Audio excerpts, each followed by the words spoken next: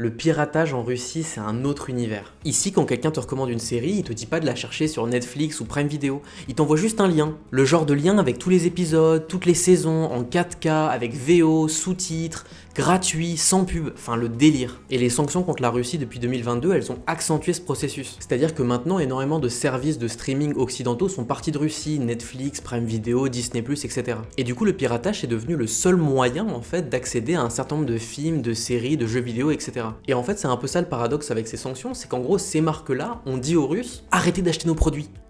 Arrêtez de nous donner de l'argent. Et les Russes, ils étaient en mode, ok. Et j'ai un exemple d'ailleurs avec ça, moi je suis un gros fan de Formule 1, et quand je suis arrivé en Russie, je me suis rendu compte que le service F1 TV marchait pas en Russie. Donc du coup j'étais un peu deg évidemment, jusqu'au moment où j'ai découvert que sur VK Vidéo et Rutube, qui sont les équivalents russes de YouTube, bah en fait t'as des gens qui streament toutes les courses en direct, en 4K, avec commentateurs, sans pub, gratuitement.